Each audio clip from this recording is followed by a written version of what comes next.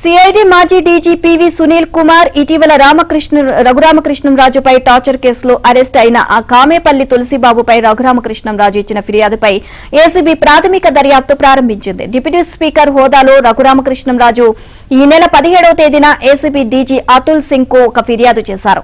సునీల్ కుమార్ తో పాటు కామేపల్లి తులసిబాబు ఇరువురు కలిసి అనేక అవకతవకలకు పాల్పడ్డారని అందులో పేర్కొన్నారు. ఈ ఫిర్యాదును పరిశీలించిన ఏసీబీ అధికారులు ప్రాథమిక విచారణను క్షేత్రస్థాయిలో ప్రారంభించారు.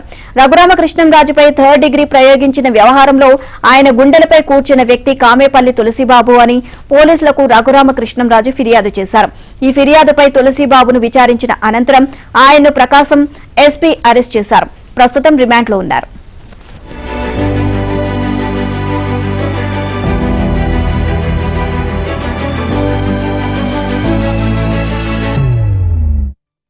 ఈ నేపథ్యంలోనే రఘురామకృష్ణంరాజు ఈ నెల 17వ తేదీన వీరిరువురిపై ఏసీబీ డీజీకి లేఖ రాస్తూ ఆరోపణలు చేశారు. అందులో ప్రధానంగా అగ్రిగోల్డ్ డిపాజిట్ దారులకు గత ప్రభుత్వం 20,000 రూపాయలు చెల్లించింది. అయితే అప్పట్లో సిఐడి డీజీగా ఉన్న పివి సునీల్ కుమార్ సహకారంతో కామేపల్లి తులసిబాబు బినామీ బ్యాంకు అకౌంట్లను తెరిపించి అందులో 20,000 రూపాయలు వేయించి 15,000 రూపాయలు తీసుకున్నారు అని ఆరోపించారు. ప్రకాశం జిల్లా జే వంగ్లూరు మండలం రామ్కోర్ గ్రామంలో తులసిబాబు 96 మందితో ఇలాంటి అకౌంట్లు ఓపెన్ చేయించడంతో పాటు అద్దంకి ఎస్బీఐ బ్రాంచ్ లో 2 బినామీ అకౌంట్ నెంబర్లు ఇచ్చారు అని ఫిర్యాదు చేశారు.